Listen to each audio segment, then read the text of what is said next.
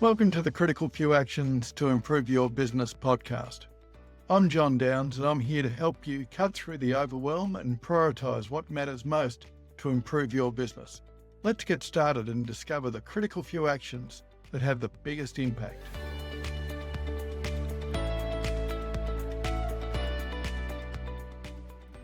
I was fortunate to be interviewed by Elise Margow on her Confidentially Speaking webinar titled, "So You've Got Your Strategy, Now What?" Elise is a nationally recognised expert in mediation and negotiation, and she helps people at loggerheads reach practical agreed outcomes so they can get on with their business and with their lives. I respect her work deeply.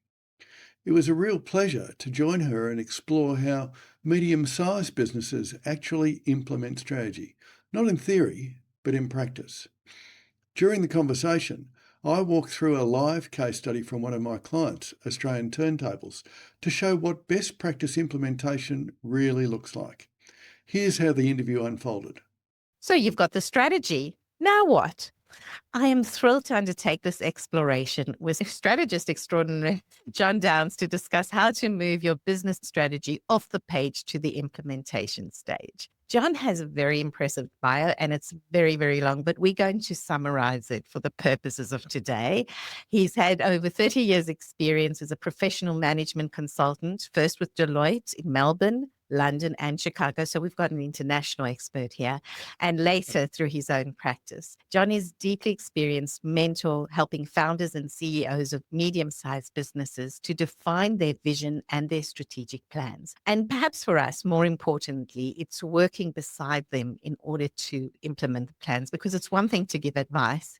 It's something completely different to help people through the process. John does this one-on-one with selected clients and in small groups in his, and this is a plug for you, John. Okay. It's a great class, 12-month CEO Masterclass, which is MBA accredited and has had over 150 graduates. So we're really learning from the expert today. John's why is to help business leaders see and be the best that they can be, so they derive pleasure, fulfillment, and earn a sound financial reward from their businesses. This is something that every business owner could wish for, right?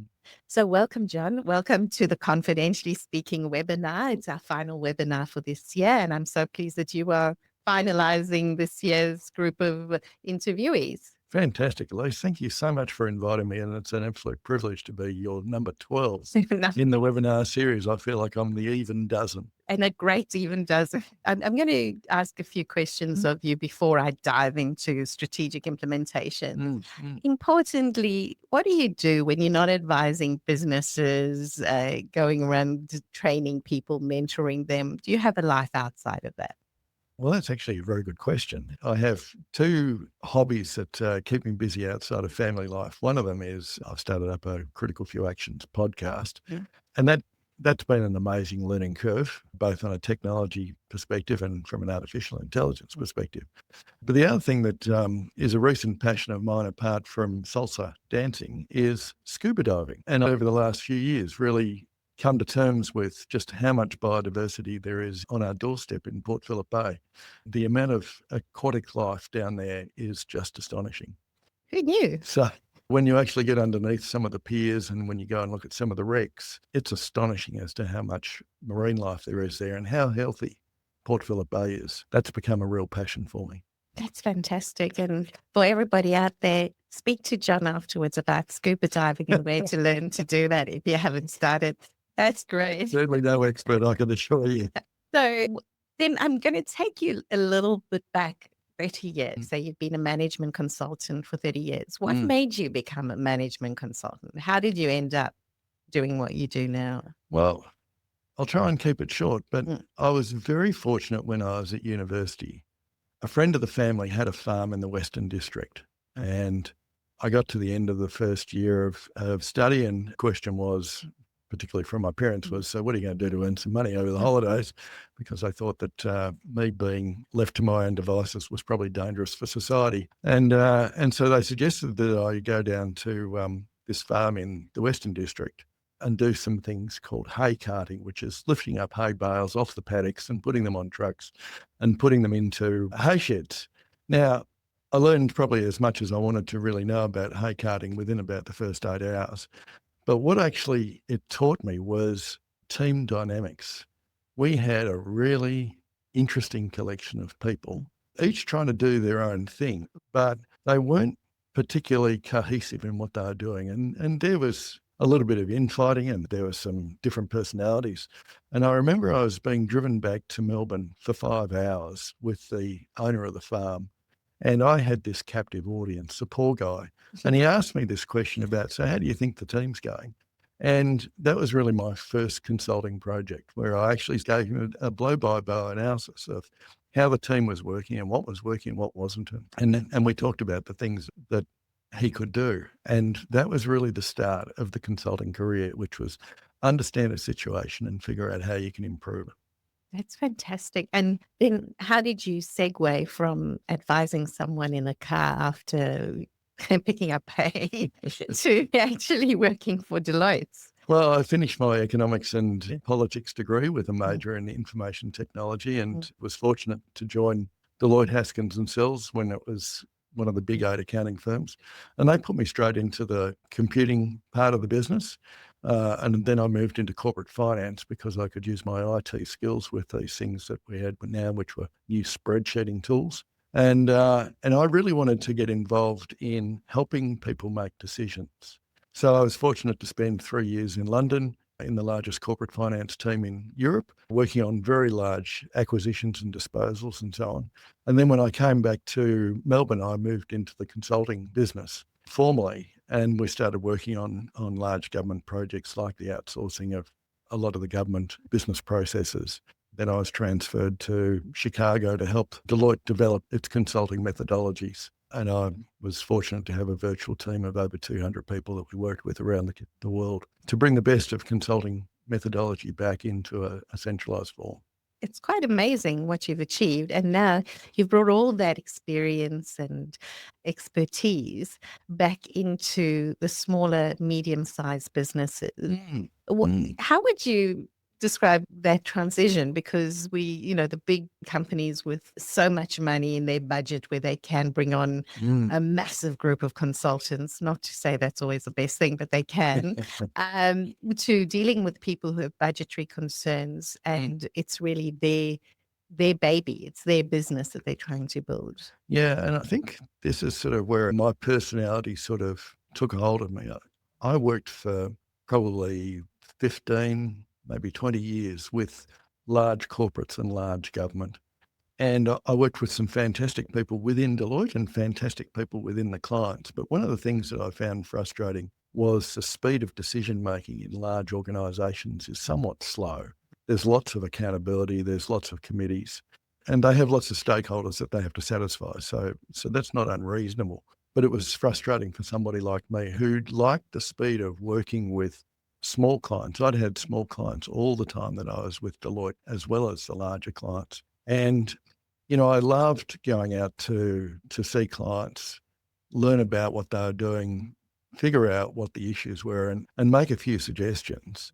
What I found was if the suggestions were any good, by the time I hit the car park, they'd started doing work on them.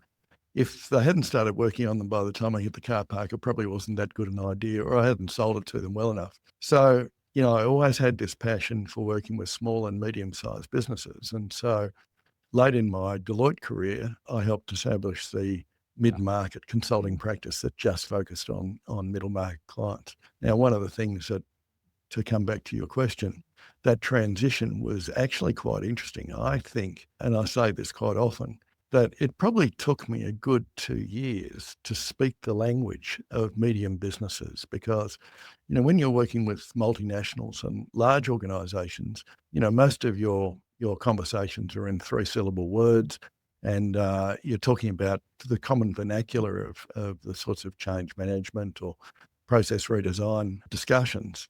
That's something that normal people who aren't in that sort of environment don't talk about at all. And so it took me a couple of years to learn to speak English, as I say it, so that I was able to communicate effectively with medium businesses. So the reality is working with the medium business founders and their CEOs is just such a privilege and a pure delight because they take you into their confidence. They have conversations with you that they often can't have with anybody else. They can't have some of these conversations with their staff. They can't have conversations with their partner when they're staring at the ceiling at 3 a.m, thinking about meeting payroll this next week. They don't get intelligent conversations back from some of their peers when they're perhaps having a coffee or a drink at the pub, because everybody just wants to encourage you as opposed to tell you that it really is a bit shit at the moment. So having somebody that they can trust and act as their confidant, but also be unafraid to tell them that the way it is, and maybe that the baby's ugly, is, I find, such a privilege, and I can feel my skin at the moment just rippling at the moment because, it's a joy to be that trusted. And so let's get to the trusted and into the strategy, because I think a lot of the time, many of us, we're doing our work, we're going along, and we don't spend that much time on strategy, whether that's even negotiations. I hear that all the time. Someone says, well, we went into the negotiation. And you say, well, what was your strategy? Well, it's simple. We were just going to ask what we wanted, or no real discussion. So let's play that back. So we're working with the business. We now need to think about strategy. The first step is obviously preparation. And this discussion isn't a lot on preparation, but I think we need to start discussing preparation that would work so that when you come to implementing it, it actually makes sense. Yeah. So talk to us about preparing appropriately your strategy prior to even implementation. Yeah, look, and this is such an important point, because when I work with medium businesses, successful medium businesses, and, in our first conversation, we talk about, do you have a vision and a strategy? And invariably the answer is yes, of course we do. I know exactly where I'm going, and I think I know how I'm going to get there, but it's in their head.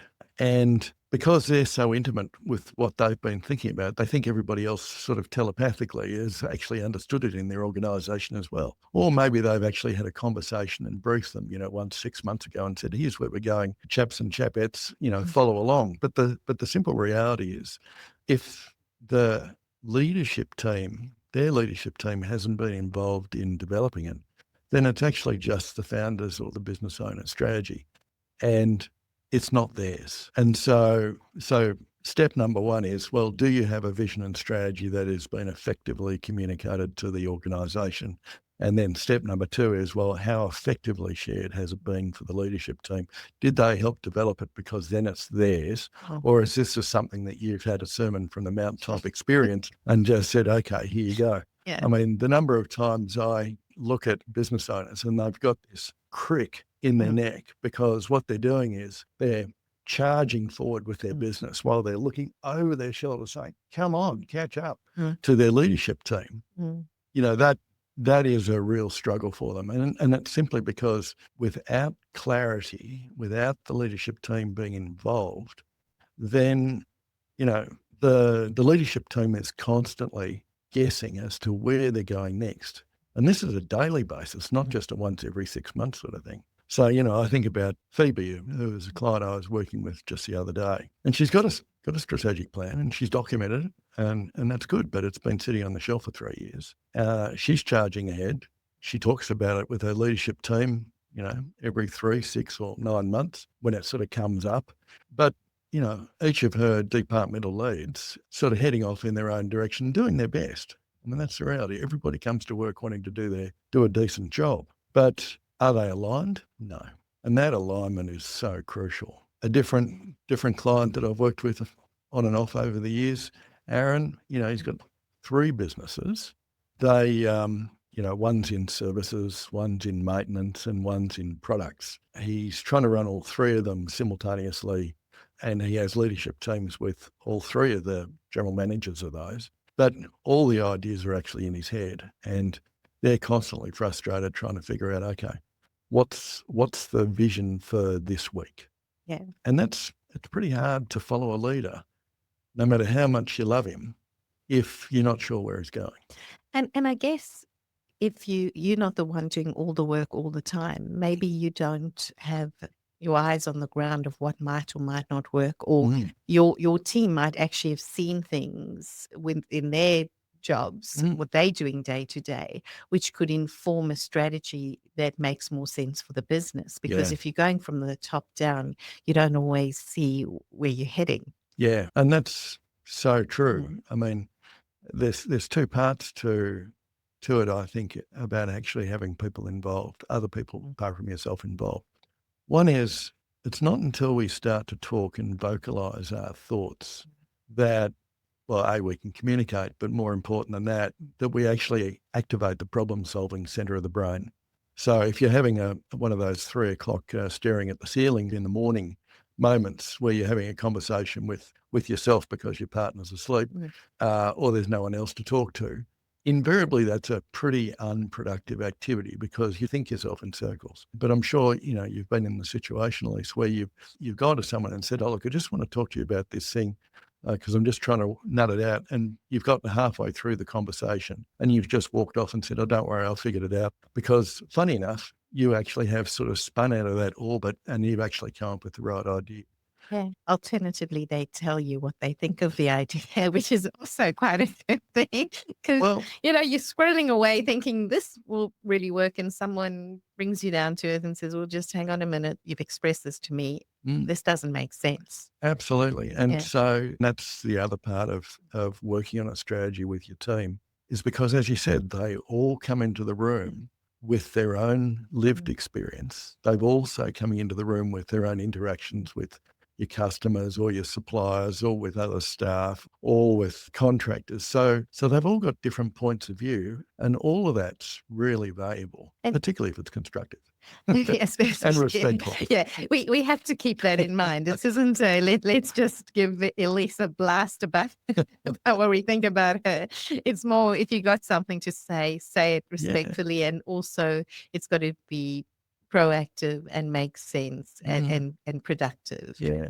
And I guess that's the conversation really before we start implementing, because if we're part of the decision-making process and you've started, I call it the negotiation. I have to throw negotiation in. The negotiation between the leadership team and the leader as to where you're going so that you work together and hear the other, that listening skill, hear the other, and then come up with solutions that work as the team. You're in a much better position, I guess, before we even start the implementation.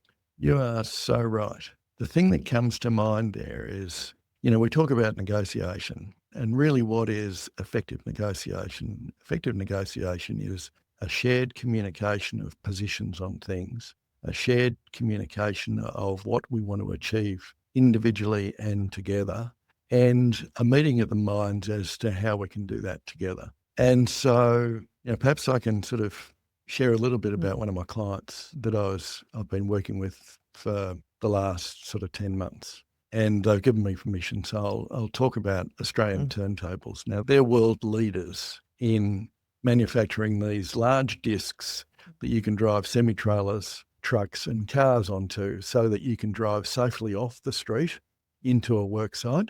And then you can turn around by being spun around on this turntable and drive safely out of the work site or onto a busy street if you're living on a main road. So they're very, very good at what they've been doing. And they've been doing it for 30 years. I was asked to help them with developing their strategic plan, but more importantly, with actually just growing their business. The strategic plan wasn't the question they asked for. What they said was, how do we grow our business? And so I see them as just one example of really good, if not best practice in strategy development and implementation. So if you like, I'll just share a bit about their journey because it really talks to this issue of negotiation, because what they've done really well is stakeholder engagement, stakeholder communication, and so on. So the way it works is we started off this process looking at, okay, so how are we going to develop this strategic plan? And what we decided to do was to run their full senior leadership team through my CEO masterclass in strategic planning and implementation. But the first thing that we did was we actually went before the board and we sought their guidance as to what did the directors and the shareholders really want from the business over the next 5 years. And that wasn't to set the strategy, it was to actually get some guidance around what were the sorts of factors that they were looking for. What did they want to be able to look at as a successful business in the future? if we were celebrating in 5 years' time, what would we be celebrating? And becoming a great business, not great necessarily as in a $150 million multinational, but if you think about the book Good to Great, then we wanted to become a great business, not just a good business. And there were some other factors that we looked at. Then we took that input to the senior leadership team and we went through the strategic planning process. So we looked at, what's the customer's view of the organisation? What's our 3-year vision? What's our why? Drawing on Simon Sinek's much applauded methodology. We looked at how the business was operating on a whole bunch of dimensions, and we looked at the organisation performance and value diagnostic, and that looked at the 75 factors. So that process then helped us say, okay, let's envision where we're going to be, and then how do we actually develop a 3-year strategy to implement on a quarterly basis? And then more importantly, what's the 1-year plan look like? Now, that was not a terribly involved process, but it was a very strategic process because it got our procurement, our salespeople, our staff and HR people, our finance people, our CEO, and some of the founders involved in that process. And so there were a number of discussions which were to really unpack each of those different perspectives, call them negotiations, if you will, but they were all going towards a common outcome. They developed that strategic plan and then they went back to the board and presented it to the board for feedback. So that way they were actually involved in the process and then the board signed off. That, if I take one thing away from that whole experience, one of the comments that came out of this was, this is probably the first time in a lot of years that the senior leadership team has been really aligned and the board's been aligned as well around that common vision and how we're going to get there. So that was the starting point. And I think what's really interesting is, that's everybody's involved in coming up with a plan. What's interesting for me is that you mentioned a quarterly implementation, because a lot of people, when they're talking about strategic plans, talk about 5 years, 3 years, and 1 year, and in some cases they said 10 years, which was quite interesting. But very few people, when they're talking about their strategy, talk about a quarterly implementation. So let's get into the implementation. Yeah, sure. The quarterly implementation, how does that work? Yeah, well, what I see is their best practice. So they had a 3-year plan which they put together what are the major building blocks that we need to have in place every quarter. And I think that gives you a really good roadmap to follow. What I get more excited about is what is the monthly plan for year 1. Because the reality is we struggle to actually plan with accuracy beyond 12 months. I mean, if we go back, 3 or 4 years to the September or even the Christmas before COVID, none of us saw that was going to happen. So, any 3 or 5 or 10-year strategy was pretty well out the window within about a month or two. But what Turntables have done is they made commitments on a monthly basis for each of the departments as to what they were going to achieve in that month. And that was something that they shared as a senior leadership team, which gave them joint accountability. And it meant that they were actually all in the same boat, heading in the same direction, rowing with the same sort of force. Then what they did was they brought in this rhythm that has really worked well for them, because what they've done is, as a leadership team, they catch up weekly and they talk about what they've done, what they're about to do, and what they learned from the last week's experience. Each month, they actually sit down and they actually review how did they go with their monthly objective? What did they learn from it? Because it's about learning. It's not about are you good or bad. It's actually about what have you learned, because we want to learn from each other. And again, that then feeds into, so what are the priorities for next month? And of course, whenever you talk about priorities, you're talking about negotiation, because it's about, okay, well, are my priorities actually supporting or actually retarding yours? So that's an important part of that alignment process. And then on a quarterly basis, they actually have a set point and say, okay, how do we go against that quarterly plan? And they report to the board on their quarterly progress. And so what you see with that process is that there is a high level of interaction. The senior leaders aren't just talking to their peers, they're also talking to their team members. So their team's involved in delivering the work. And they're going through that continuous learning process as well.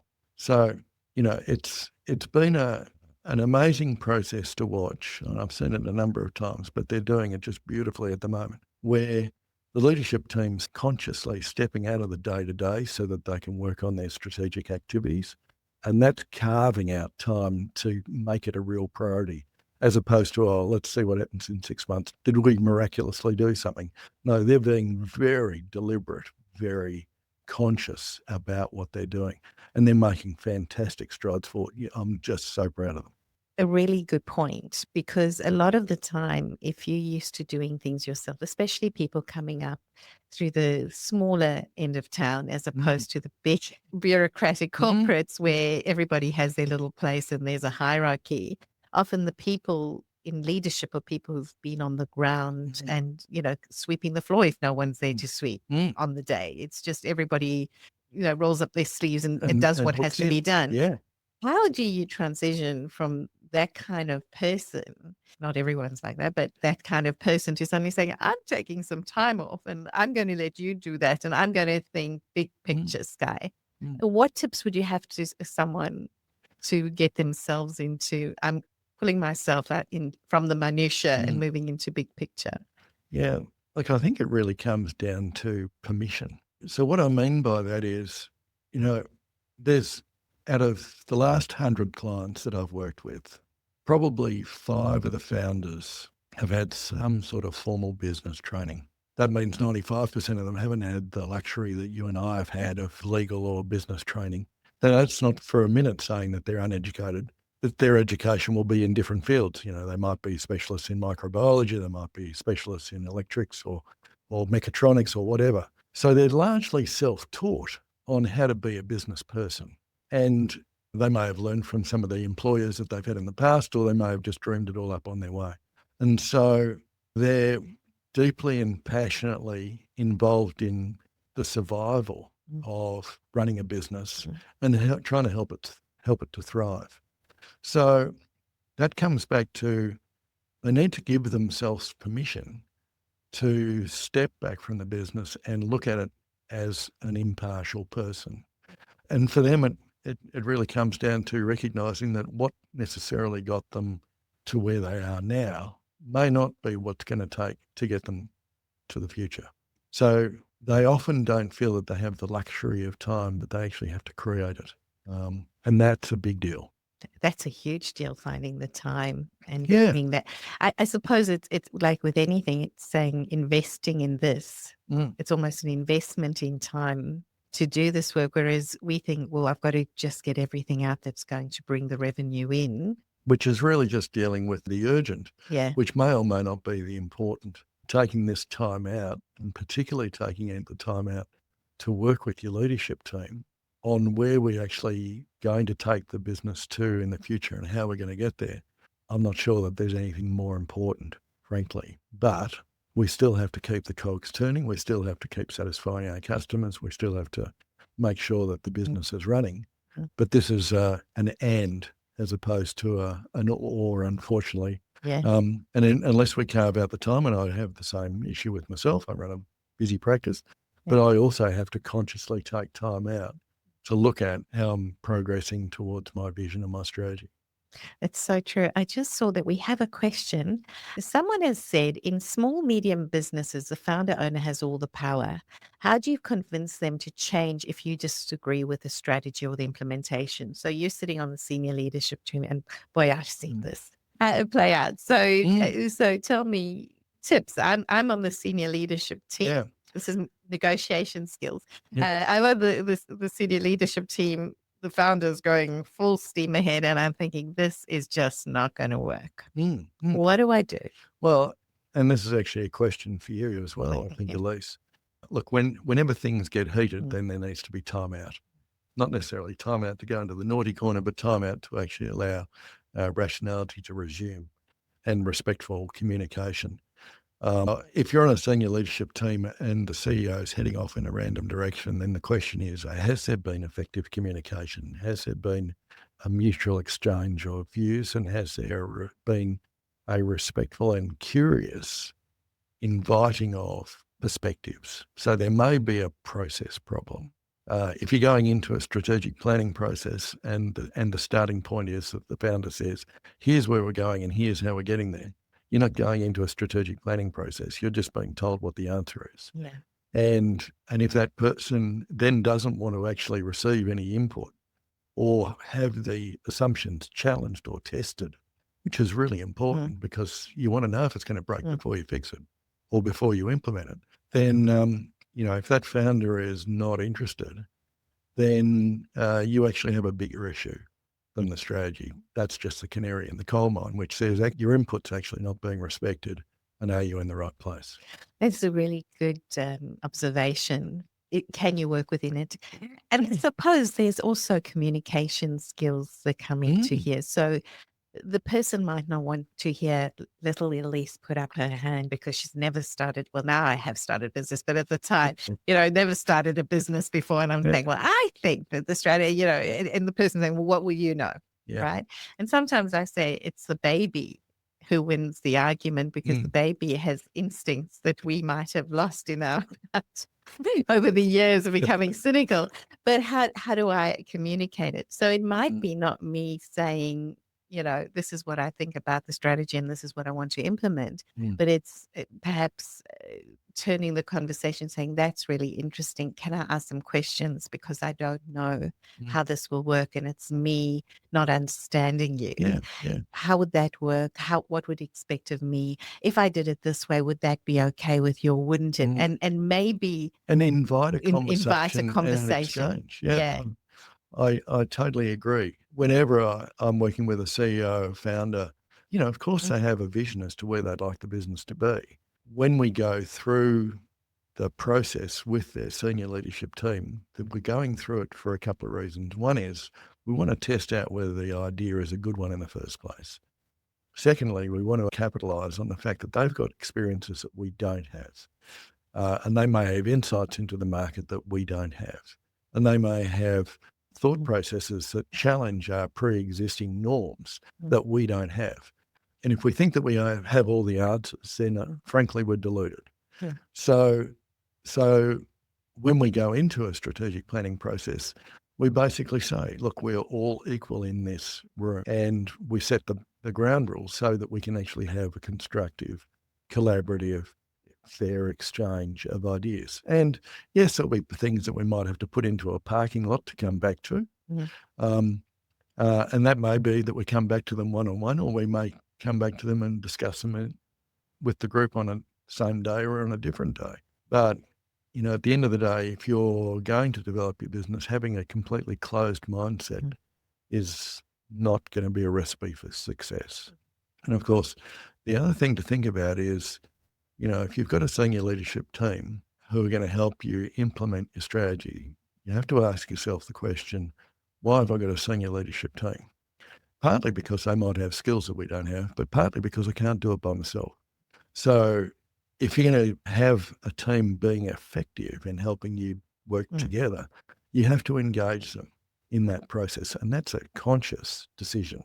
So just as we have the permission to actually take time out to work on our strategy, we also need to make a conscious decision that we're not the only person in the room that has all the ideas. And so it's basically both sides, the founder and the CEO, having the respect, not only themselves, but of the people they work with to bring them along. And it's the people they work with having and showing respect for the CEO, but valuing where they're working and trying to take it to the next step together. So it's actually absolutely teamwork, which is great. Yeah. Humility is a wonderful thing. So what happens if Are you looking to pinpoint the areas that will make the biggest impact on your business? Check out the Organisation Performance and Value Diagnostic. This powerful tool lets you evaluate your business on multiple facets and provides email reminders to keep you on track. Head over to CriticalFewActions.com.au and get started now. Oh, I've got another question coming. How do you deal with the rigid founder? So you're giving advice. Let's say I've come to you and say, I need some help to build my business. I founded it. I'm so proud of it. And you start giving me advice about how I bring my senior leadership team in and all that kind of stuff. And I go, well, thank you very much, but this is my strategy that I want to deal with. You're the consultant here. What do you do? Well, I'm a great believer that she who asks the best questions leads. Many of my CEOs have heard me say that 100 times, but Yeah. she who asks the best questions leads. So if I'm working with a CEO or a founder and they have the answer and they're not looking for input, they're just looking for obedience from their senior leadership team, I would start to ask questions around, so what's behind that? What does the senior leadership team bring to the party?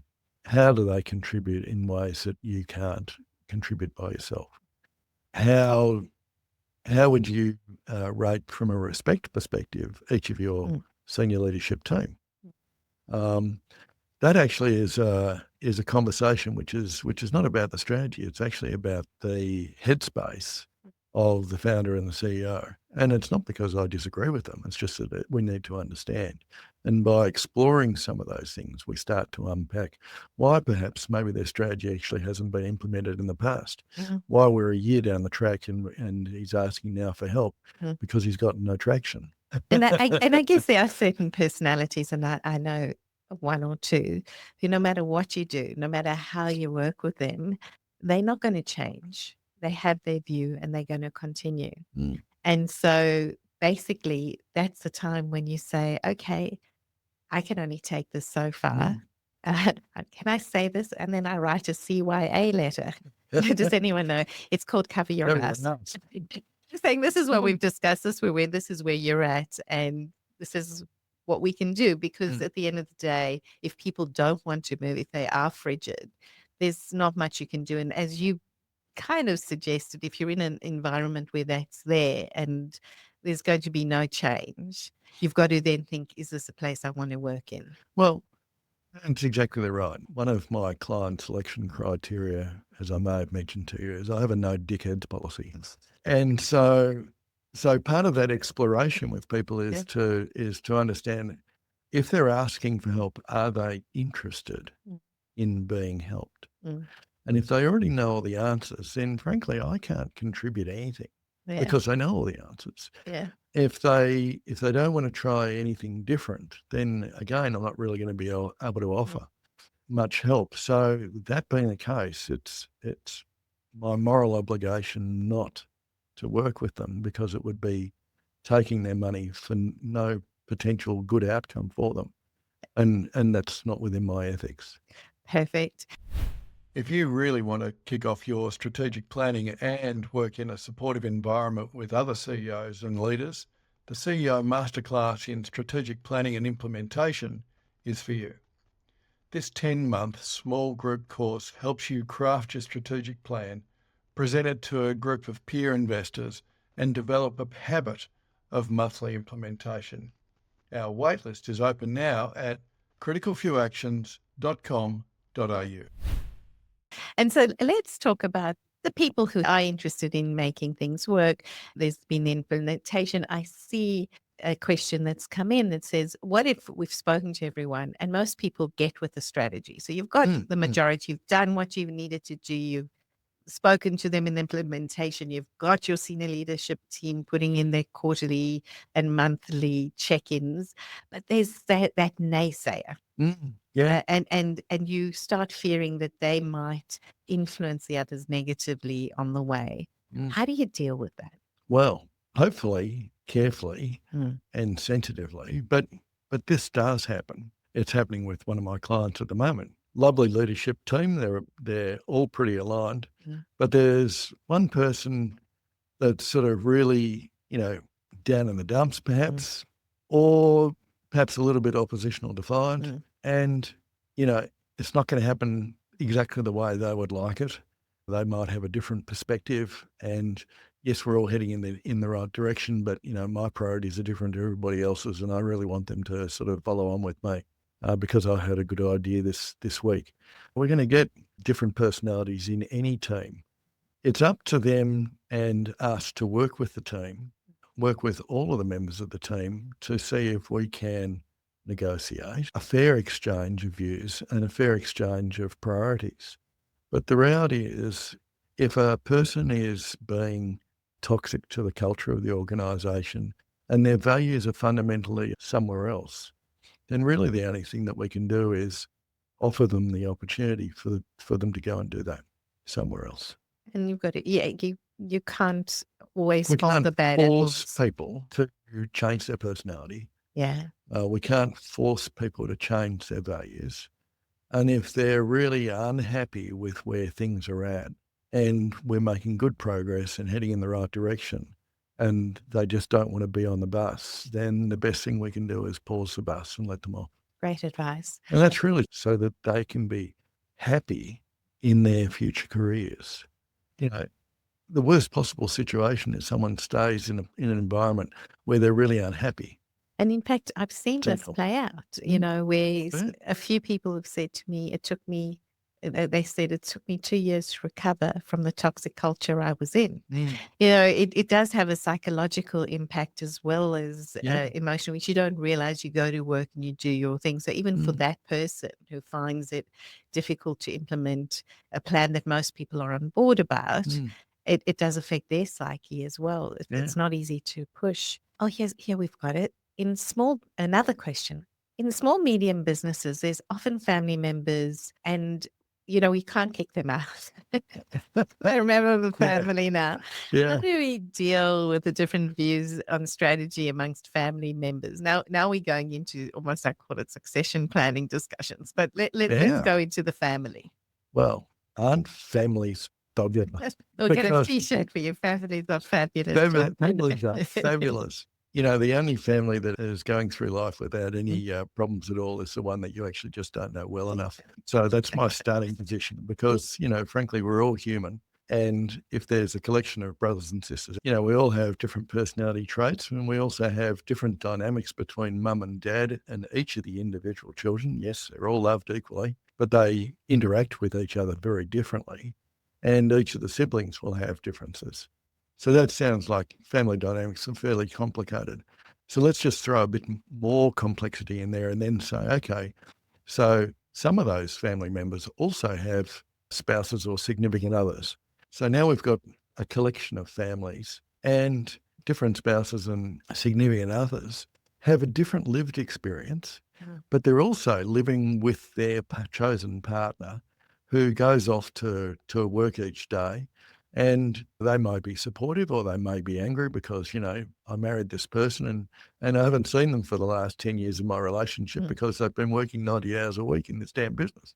So, there can be some resentment built up or there can be some resentment brought home. So when you're dealing with family members, both in the business but also outside the business, we have to take quite an individual approach and recognise that there are challenges and accept that there are challenges that family members may not get on, and that's life.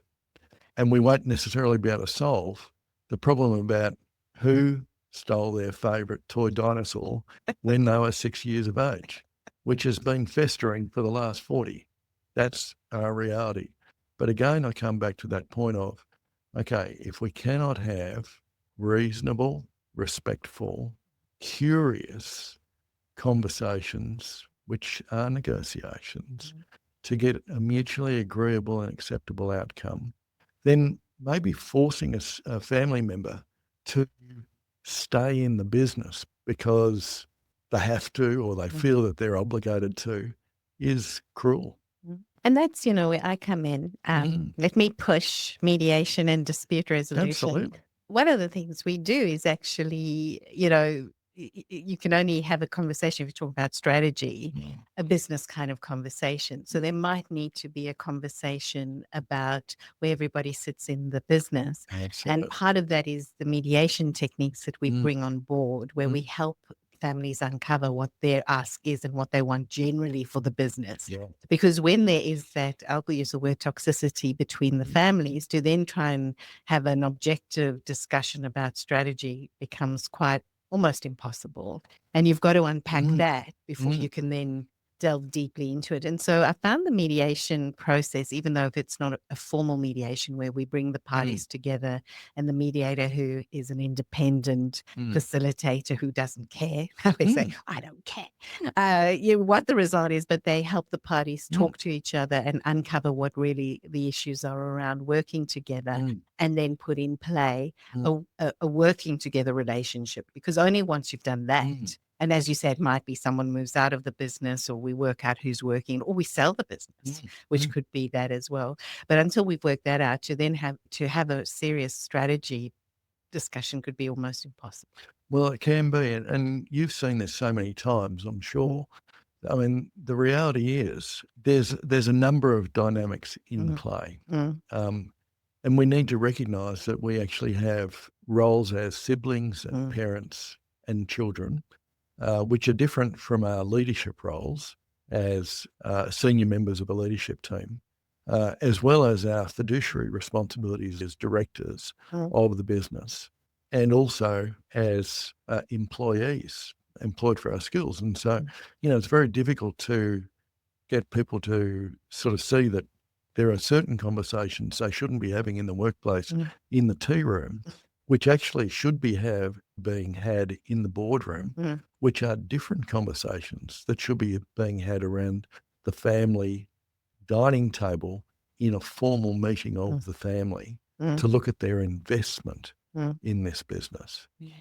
So people don't see that there is those 3 or 4 different roles and different things that they should be responsible for. Quite often I do see, and it's always unfortunate, that a couple might be running the business and their domestic life is being played out before the rest of the staff members. And frankly, the staff are thinking, geez, mum and dad are fighting again. I had one And case that's where not pleasant. it wasn't just mum And and it's dad. not dignified. No, I once had a thing with mum and dad. Never mind mum and dad. The mistress was in there as well. Well, and whether it's the mistress or whether it's two or 3 brothers, in the business, they're all trying to actually figure out how they can do the best for their family. Yeah. If they all think that they're going to do the best for their family, but they're all doing it as they have done for the previous 20 years in completely different directions, that's a recipe for an exciting experience. It's crazy. And so, without plugging you, Elise, this is exactly the sort of situation where it's really helpful to bring in an external mediator who doesn't have a vested interest in any particular individual in the room. Their vested interest is to come to a collective outcome. So it's not about the strategy. It's about actually helping develop the skills where they can have meaningful conversations that are respectful, to actively hear as opposed to talk over the other party, and come to an outcome that they can actually all live with. Exactly. And that's it. And we're almost running out of time, but there is one more question that's coming. What would you do if halfway through the implementation, you realize that you've got some things wrong? So you thought it was a great strategy, but now in the play out, it's not working. Yeah. How do you pivot? What do you do? Yeah, well, fortunately, we all had some pretty good practice of that, and that was called COVID. I mean, that's where we all decided that pivot had to be in every other sentence or conversation. But yes, our vision and our strategy is our best guess at any point in time. And so on that monthly, on that quarterly, on that half-yearly review process, we're looking to see, okay, how are we progressing on our journey towards this vision? Is it the right thing? What have we learned from our lived experience of the last 3, 6, 9, 12 months, right? If the answer is, well, I don't know, there's been a change in the political environment in a large superpower, and all of a sudden our revenue from America has dried up with tariffs, or we've seen that there is a constraint on accessing rare earths from somewhere else, or we're actually facing diabolical drought conditions, then yes, we need to say, okay, this is where we're heading, but actually where we go, how we're getting there isn't necessarily going to work for us. So we now need to pause, reflect, and re-strategize. And the strategies aren't set in stone. They're living documents, and that's why we have a monthly rhythm of implementation. We have a quarterly rhythm of checking in, learning, resetting. And at the end of that first 12 months, sure, we've got 2 more years of our quarterly plan to go, but at the end of that first 12 months, we're actually replanning the next 2 years and the next 3 years. That's so important because I love that you said it's a living document, which means you don't say, this is my 3-year plan, and you just leave it there.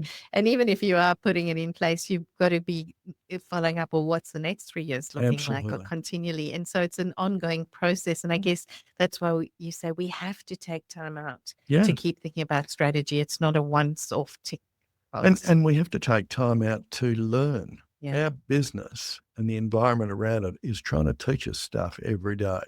If only we would listen to it. And that's what that rhythm of monthly and quarterly check-ins is about, is stopping and saying, okay, what's it teaching us? What are we learning from this process? Okay, and how does that inform us? Fantastic. That has been so insightful, John. I know I'm now going to start rethinking about it. Yeah. Thanks Well, to I'd our be delighted to conversation. talk to you about it. So thank you so much for this very informed conversation. If people want to continue the conversation with you, where can they find you? Well, the easiest place to look is the CriticalFewActions.com.au website, the Critical Few Actions, because I'm all about helping people figure out what are those critical few actions that if they did nothing else would actually help them achieve their vision. And that's about ruthless prioritization, resetting. And at the end of that first 12 months, sure, we've got 2 more years of our quarterly plan to go, but at the end of that first 12 months, we're actually replanning the next 2 years and the next 3 years. That's so important because I love that you said it's a living document, which means you don't say, this is my 3-year plan, and you just leave it there. And even if you are putting it in place, you've got to be following up, or what's the next 3 years looking like, or Absolutely. continually. And so it's an ongoing process. And I guess that's why you say we have to take time out to keep thinking about strategy. It's not a once-off tick box. And we have to take time out to learn. Yeah. Our business and the environment around it is trying to teach us stuff every day. If only we would listen to it.